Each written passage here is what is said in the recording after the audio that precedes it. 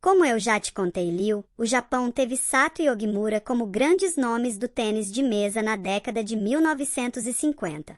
Sato, o inventor da borracha invertida com esponja que definiu o formato do tênis de mesa mundial moderno, e Ogimura, o diplomata do ping-pong que mudou a geopolítica do mundo e aproximou a China dos Estados Unidos e do Japão em um período de grandes tensões políticas. Sim, Goro.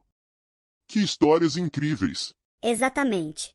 Mas o que eu vou te contar agora é como esses expoentes do tênis de mesa japonês se conectam a um dos maiores mesa-tenistas brasileiros. Uau, essa história parece ser mais bacana ainda. Em 1958 aconteceu algo incrível aqui no Brasil. Ichiro Ogimura veio ao Brasil para dar uma clínica sobre o tênis de mesa acompanhado de outro ícone japonês, Toshiaki Tanaka. Eles já eram super renomados e cada um com 2 taças de campeonatos internacionais. Nossa, imagino que todo mundo foi assistir, né? Sim, mas o que era para ser apenas uma exibição dos craques japoneses se transformou em um verdadeiro show de um menino de apenas 13 anos, o Biraci Rodrigues da Costa ou simplesmente Biriba. Espera aí. Um garoto de 13 anos enfrentando campeões mundiais? Não só isso. No ginásio do Ibirapuera lotado, em 7 jogos contra Tanaka, o Biriba perdeu 3 e ganhou 4.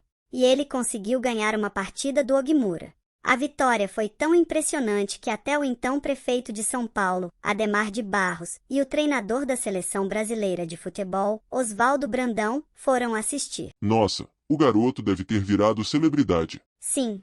A popularidade do Biriba cresceu tanto que, em pouco tempo, ele se tornou uma das figuras mais conhecidas do esporte nacional, comparável ao próprio Pelé e a Maria Esther Bueno, que eram os ícones na época. Incrível!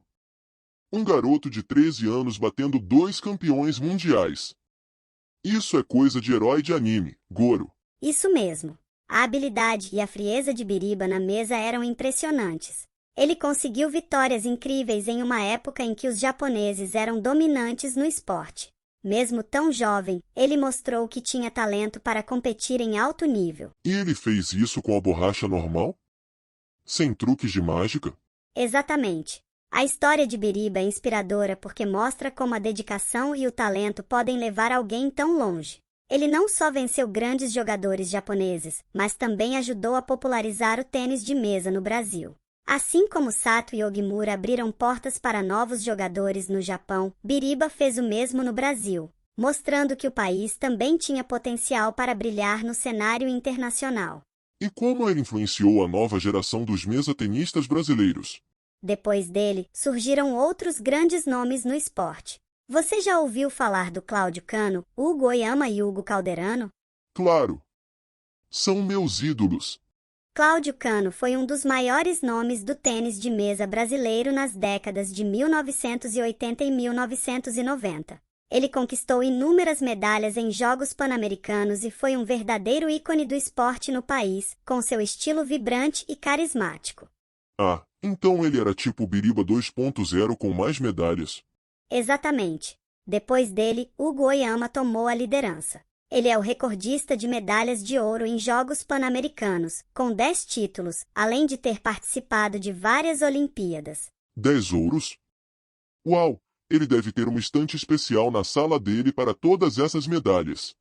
E mais recentemente, temos o Hugo Calderano, que está entre os melhores jogadores de tênis de mesa do mundo. Em 2022, ele chegou a ser o número 3 do ranking mundial. Calderano é o maior expoente do tênis de mesa brasileiro hoje. Então o Biriba não só fez história como também abriu as portas para essa galera toda. Parece que ele começou uma onda de Hugos e Cláudios no tênis de mesa brasileiro. Isso mesmo. Biriba realmente lançou a base para que o tênis de mesa se desenvolvesse no Brasil, inspirando gerações futuras a buscar sucesso no esporte. Muito obrigado pela aula, Goro. Agora vou treinar um pouquinho porque ainda quero entrar nessa lista de superatletas de tênis de mesa.